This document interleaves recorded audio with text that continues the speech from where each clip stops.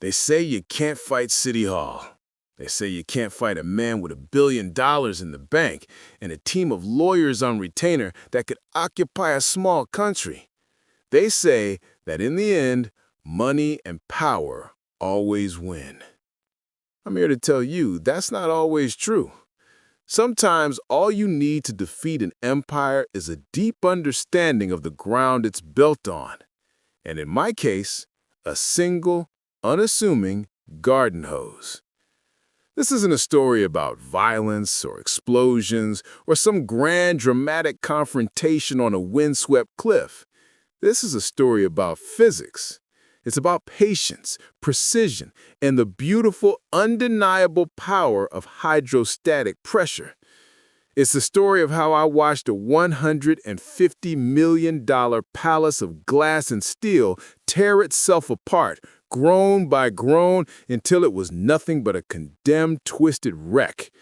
And the man who owned it, a titan of the tech industry who thought he could buy the world, could do nothing but watch. My family has lived on this particular stretch of the California coast for 90 years. My house isn't a mansion. It's a humble, two-story craftsman bungalow built by my grandfather in the 1930s. It's made of redwood and river stone, and it's perched on the edge of a bluff with a view that could make a poet weep. My grandfather, Thomas, wasn't a poet. He was a geotechnical engineer, one of the first in the state. He was a man who understood the earth not as dirt, but as a complex, living system of forces, tensions, and hidden weaknesses. When he bought this plot of land, people thought he was crazy. The bluff was considered unstable, unfit for building. But Thomas saw what others didn't. He spent a year just studying the land, taking core samples, testing soil composition, and mapping the hidden hydrology of the cliffside. He discovered that the entire bluff was sitting on a thick, ancient lens of a particularly nasty type of expansive clay. He called it Montmorillionite on a bad day. Technically, it was a formation rich in bentonite. To a layman, it's just clay. To an engineer, it's a monster sleeping just beneath the surface. This type of soil is hydrophilic, meaning it loves water. When it's dry, it shrinks, it cracks, it becomes brittle. But when it gets wet, it expands. It doesn't just get muddy, it swells with a slow, inexorable force that can lift buildings, shatter concrete, and snap steel beams like twigs. The pressures it can exert are measured in thousands of pounds per square foot. It's a force of nature, patient and unstoppable. So my grandfather didn't build on the monster, he built with it. He designed a foundation that was a work of art, a series of deep, friction-resistant caissons drilled down to bedrock, completely isolating the house from the clay layer. But he did something else, something that most would consider eccentric. He knew that clay's stability depended on a consistent moisture level. He found a small, perennial spring deep within the bluff and engineered a system of terracotta pipes, a sort of passive subterranean irrigation network that kept the clay lens in a constant state of equilibrium. It was a gentle, steady trickle that kept the monster asleep. My house wasn't just sitting on the land. It was in a delicate symbiotic relationship with it. I inherited this house and this legacy 20 years ago. Like my grandfather, I became a geotechnical engineer. I understood the elegant genius of his design. I maintained the system, respected the land, and enjoyed the solitude and the million-dollar view from my $100,000 home. For decades, the lot next to mine was empty, a swath of coastal chaparral that acted as a buffer to the world. And then, the world arrived. His name was Marcus Thorne. If you've used any piece of technology in the last decade, you've made him richer. He was a creature of algorithms and venture capital, a man who saw the world not as a place of beauty, but as a collection of assets to be acquired and optimized. He was famous for his ruthless business practices and for building ostentatious, hyper-modern homes that looked less like places to live and more like corporate headquarters for a James Bond villain. He bought the lot next to mine. My quiet little corner of the world was about to be annexed by the Thorne Empire. His first move was to try and buy me out. A woman in a severe black suit from a Beverly Hills real estate firm appeared at my door one day. She didn't waste time with pleasantries. She presented a leather-bound folder with a number inside. It was a generous offer, I'll admit, enough to live comfortably for the rest of my life. But it was presented with the cool, unstated assumption that, of course, I would accept. It wasn't a negotiation. It was a notification. I looked at the offer, then out my window at the view my family had cherished for nearly a century, at the house that was more than just wood and stone, but a living testament to my grandfather's brilliance. I politely declined. The woman's smile faltered for a fraction of a second. She seemed genuinely confused, as if I had just violated a fundamental law of the universe. People like me were supposed to take the money. She said Mr. Thorne was prepared to be very generous. I told her the property wasn't for sale. The next week, the surveyors arrived. Then came the geological consultants, a team from a big corporate firm in Los Angeles. I watched from my porch as they drilled their boreholes. They were on the property for 2 days. I knew exactly what their report would say.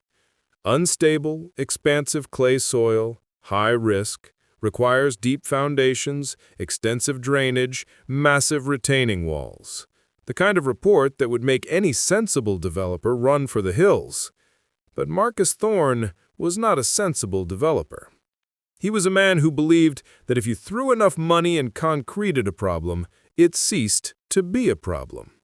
He saw nature's warning signs not as limits, but as challenges to his ego. The plans he filed with the county were an abomination. A 20,000-square-foot behemoth of white concrete, glass walls, and cantilevered terraces. It was designed to be an architectural statement, a monument to his own importance that would loom over my modest home like a predator. It was also designed to absorb every last photon of my morning sun and to obliterate the sense of privacy I had enjoyed my entire life. I filed an objection, of course. I cited zoning regulations on building height, setback from the property line, and impact on adjacent properties. I attended the Planning Commission meeting. It was me, in my worn corduroy jacket, against a phalanx of Thorne's lawyers in $1,000 suits. They presented a slick digital animation of the project, portraying it as a gift to the community.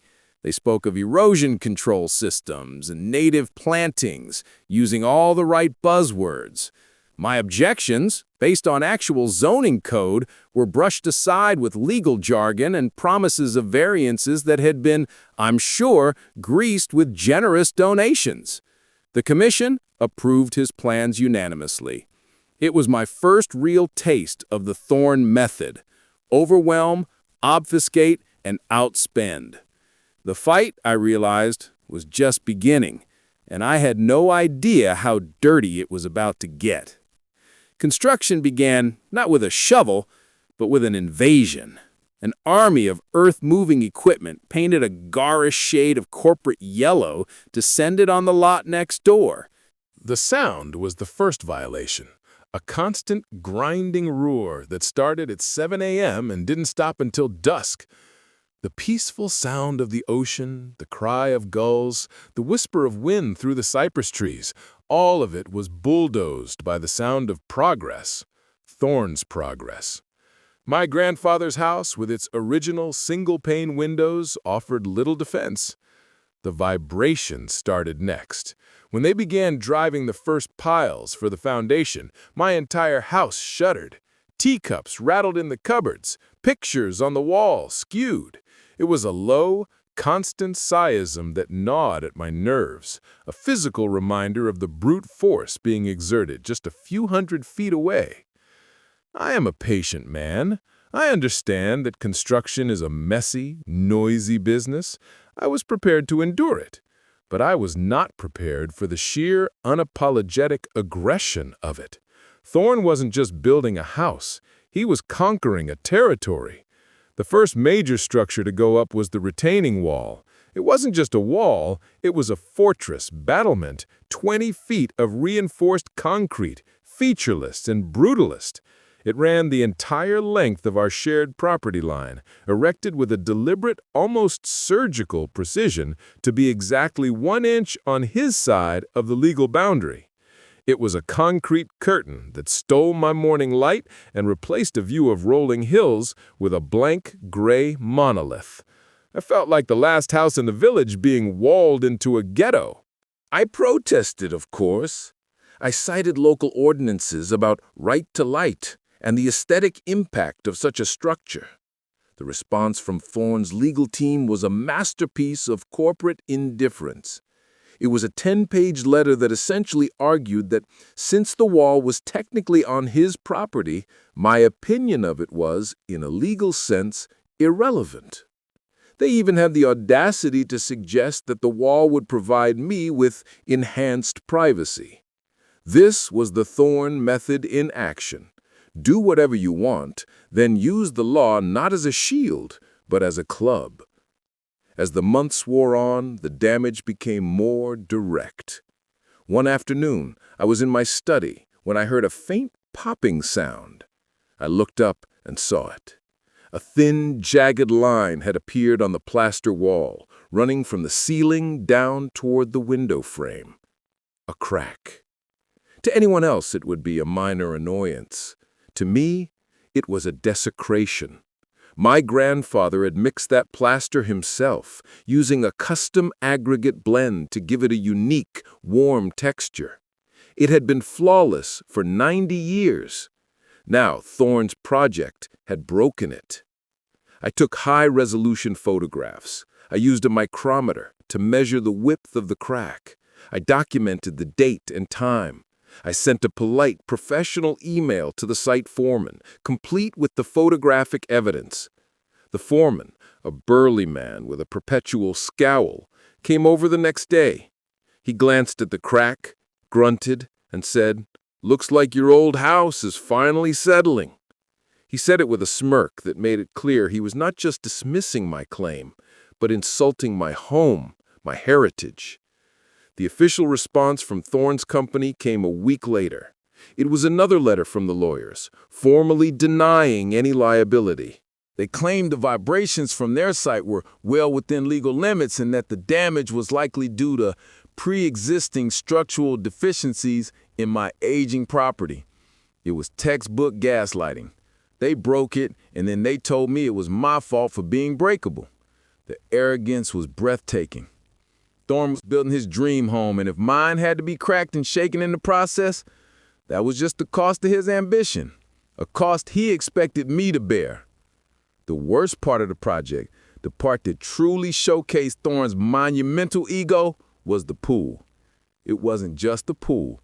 It was a 70-foot-long, cantilevered infinity pool that would jut out from the main house, suspended in midair, pointing directly at my property.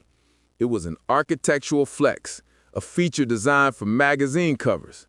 It was also a geotechnical nightmare. Supporting such a structure on this bluff required enormous foundational pylons, drilled deep into the earth. The day they brought in the deep drilling rig, the earth shook with a new, more violent intensity. The sound was a deep, resonant grinding, the sound of a giant drill bit chewing through rock and earth. I watched them from my deck, my stomach in knots. They were drilling in the exact area where my grandfather's maps showed the delicate network of terracotta pipes lay, the system that kept the expanse of clay in its delicate watery truce. I spent that week in a state of high alert, constantly checking the pressure gauge on the maintenance panel in my basement. For 5 days, the needle held steady. On the 6th day, a Friday afternoon, I was in my workshop when the grinding sound from next door suddenly changed. It was a brief, sharp, percussive crunch. It wasn't the sound of hitting rock. It was the sound of shattering something brittle, hollow. Up on the construction site, the grinding stopped. There was a moment of silence. I could hear shouting, confused voices. Then, after about 10 minutes, the grinding started again, more cautiously this time. My blood ran cold. I walked to the basement, my footsteps echoing on the concrete floor. I opened the small cast-iron door of the maintenance panel. My heart was pounding. I shone my flashlight inside at the old brass pressure gauge. For 90 years, its needle had pointed to the same reassuring number. Now, it was resting on 0. The pipe was cut. The water was gone. Thorne's crew, in their blind rush to build his monument, had just severed the artery that kept my home safe. They had cut the life support. And in that moment, standing in the cool, damp air of my basement, a new feeling washed over me, pushing past the anger and the frustration. It was a cooled, clear, and profound sense of certainty. Thorne had made a mistake, a fatal, catastrophic mistake. He thought he was just breaking a pipe. He had no idea he had just started the countdown on a time bomb buried directly beneath his own $150 million palace. And I was the only person in the world who knew how to light the fuse. He would have buried me in motions, delays, and discovery requests until I was financially and emotionally exhausted. He was a master of that game, and I would have lost. So, I did nothing. Or rather, I did nothing that he could see. My anger, which had been a hot, simmering fire for months, cooled into something else entirely. It became a cold, crystalline focus. I was no longer a homeowner trying to protect his property. I was a scientist observing an experiment.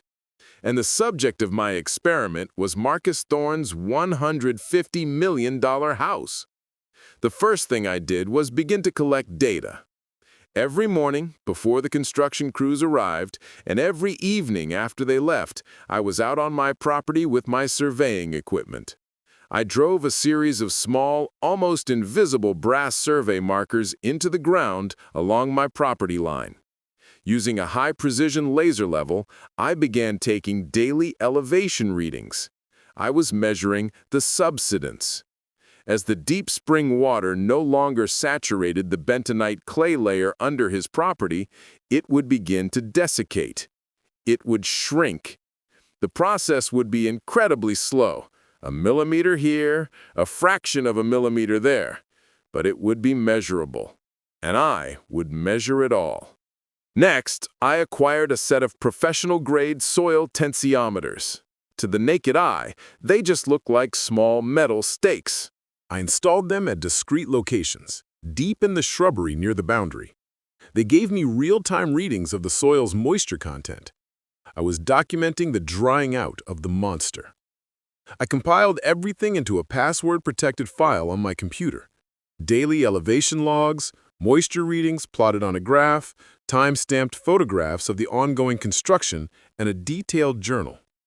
For 8 months, I watched them build. I watched them pour thousands of tons of concrete.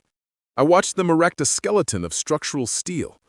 I watched them hang curtain walls of glass that cost more than my entire house. And all the while, I knew a secret. I knew that the very ground they were anchoring their masterpiece to was quietly, invisibly, shrinking away from the foundation. They were building a giant on feet of ever less stable clay. The irony was exquisite. Thorne, the tech mogul, a man who lived and breathed data, was completely blind to the most important data set of all, the one I was collecting just a few hundred feet away. He had the best architects, the best structural engineers, but they had all based their calculations on the initial soil report. They had no idea that the fundamental conditions of the site were changing day by day. They were building a flawless structure on a flawed premise. As the mansion neared completion, I knew it was time to set the trap. I hired a lawyer, not a flashy corporate litigator, but a quiet, semi-retired real estate attorney named Arthur Vance, a man known more for his meticulous brain than for courtroom theatrics. I laid everything out for him in his dusty, book-lined office. The deeds, my grandfather's original soil surveys and foundation plans, and my new binder of data. I explained the science of expansive clay. Arthur listened intently, peering at my graphs over his spectacles. When I was finished, he leaned back in his leather chair and was silent for a full minute. Then a slow smile spread across his face. "Mr. Thorne," he said, "is a man who has spent his entire life ignoring warning signs." Together, we drafted a letter. It wasn't a demand. It wasn't a threat. It was a formal notice of geotechnical hazard and altered subsurface conditions. It was the most beautiful, legally dense, and dangerous document I had ever seen. The letter, sent via certified mail to Thorne's corporate headquarters and his legal team, began by referencing the original soil surveys for both properties.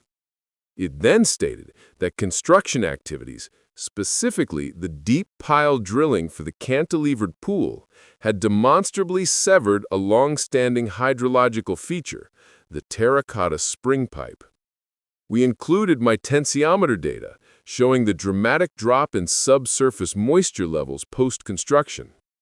We included my laser level data, showing a cumulative subsidence of 3/4 of an inch on his side of the property line, a number that would be terrifying to any competent engineer, but meaningless to a lawyer. The masterstroke was the final paragraph. Arthur worded it perfectly. It stated that as a licensed geotechnical engineer with historical and present-day knowledge of the site, I had a professional duty to inform him that the desiccation of the bentonite clay lens had created a condition of extreme hydrosensitivity. It warned that any future rapid introduction of moisture to this desiccated soil, from sources such as, but not limited to, landscape irrigation, plumbing leaks, or significant rainfall, would likely induce a catastrophic volumetric expansion, or heave, with unpredictable and potentially devastating consequences to surface structures. We were not telling him he had a problem. We were telling him he had created a condition where a problem was now inevitable. We were putting him on notice. We were handing him the rope. His response was exactly what we had hoped for. 2 weeks later, a letter arrived from his legal team. It was dripping with condescension. It called my notice frivolous, speculative, and a clear attempt at harassment. It stated their own geological consultants had signed off on the stability of the site, and they considered the matter closed. They finished by warning me that any further unsolicited communication would be met with a lawsuit for defamation and a restraining order. I framed that letter. It was my get-out-of-jail-free card.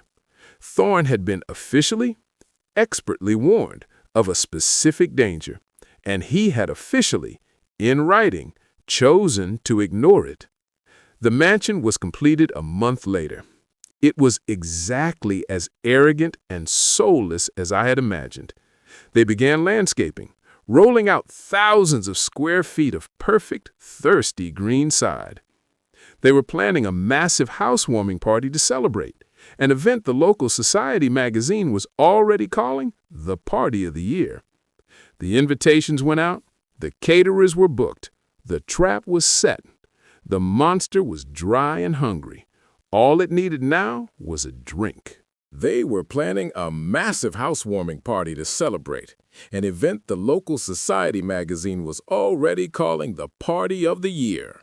The invitations went out, the caterers were booked, the trap was set, the monster was dry and hungry. All it needed now was a drink. The week leading up to the party was a symphony of frantic, last-minute preparations next door. Fleets of white vans arrived, disgorging florists, sound technicians, and caterers. At night, they tested the architectural lighting, bathing the massive white structure in shifting colors, making it look like a landed spacecraft. Marcus Thorne was not just throwing a party. He was staging a coronation. He had bent this piece of the coast to his will, and now he was inviting the world to come and admire his kingdom. I, on the other hand, spent that week in quiet contemplation. I reviewed my data one last time, my logbooks of numbers and graphs that told the real story of the ground beneath Thorne's palace. The subsidence had stabilized at just under a full inch. The clay was as dry as a bone, a geological sponge waiting for water. My plan was ready. My conscience was clear. I had given him a warning, an expert, professional warning, documented and recorded. He had not just ignored it, he had mocked it. He had sown the wind, and now he was about to reap the whirlwind. My only role was to provide the storm. The night before the party was perfect. The sky was clear and moonless, and a gentle offshore breeze muffled any small sounds. At 2 a.m., when the world was at its quietest, I went to work. There was no tactical gear, no elaborate scheme, just me in a dark sweatshirt and a 50-foot coil of heavy-duty garden hose. I walked to the edge of my property, to a spot I had chosen weeks before. It was a small, unremarkable patch of ground, shielded from the house by a thicket of old cypress trees, but it was the highest point along the shared property line. More importantly, my ground-penetrating radar scans had shown it was the point where the desiccated bentonite lens was closest to the surface. It was the monster's most vulnerable spot. I connected the hose to a spigot on the side of my house, fed it through the darkness, and placed the brass nozzle right against the base of Thorne's enormous concrete retaining wall. I didn't just throw it there. I partially buried it in the soft soil, ensuring the water would percolate down, not run off across the surface. Then I returned to the spigot. I didn't crank it open. I turned it just enough to produce a gentle, silent, steady flow. Not a gush, not even a splash, just a constant, patient trickle.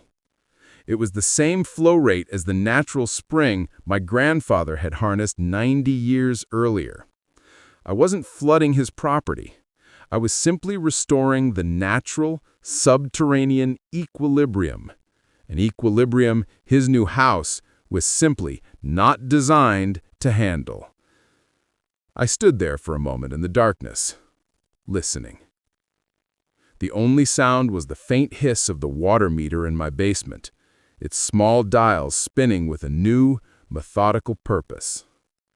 My work was done. I went inside, washed my hands, and went to bed. The next evening, as the sun began to set, the party began. A stream of expensive cars purred up the long driveway next door.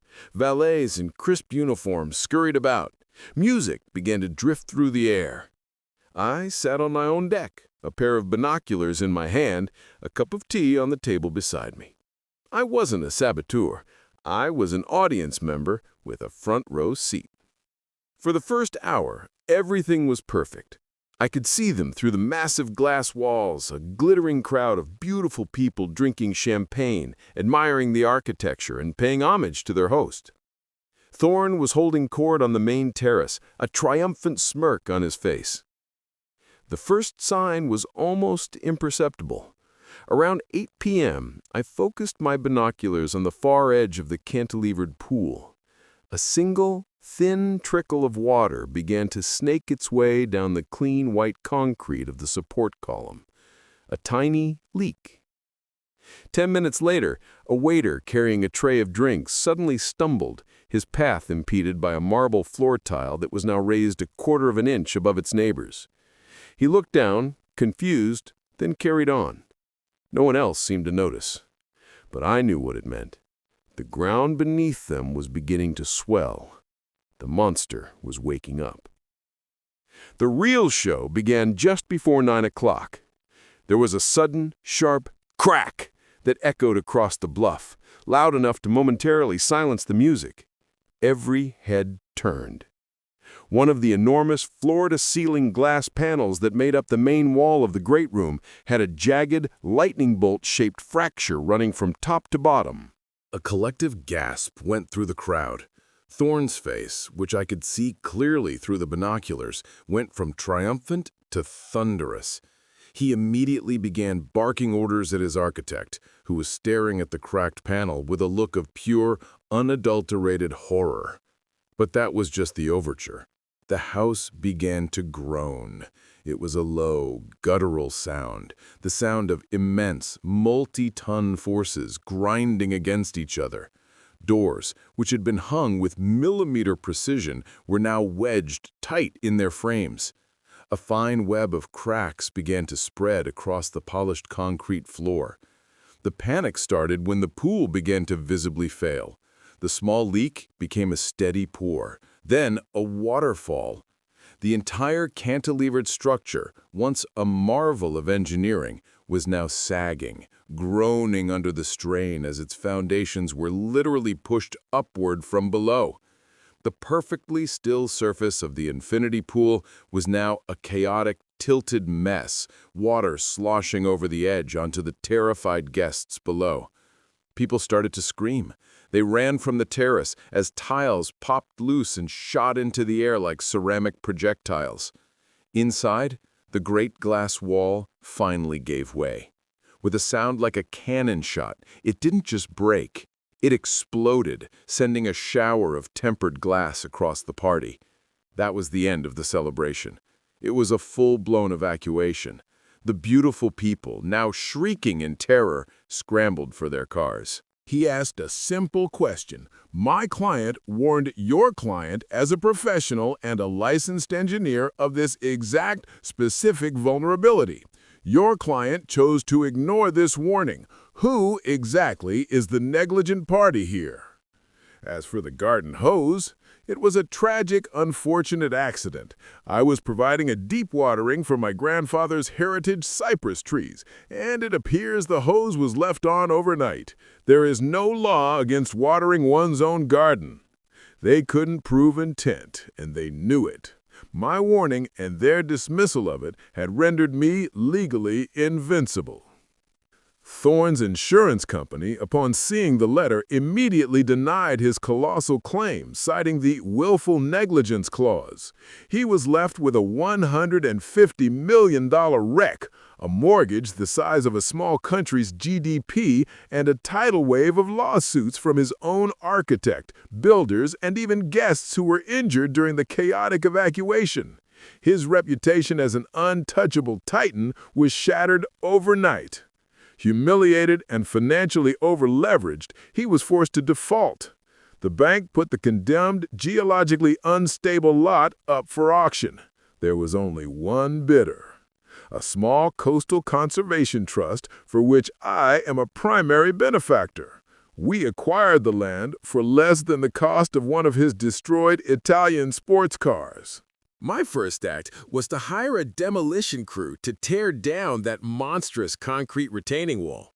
I spent the next year rewilding the property, working with the landscape architect to remove the rubble and plant native chaparral, restoring the bluff to the way it was always meant to be.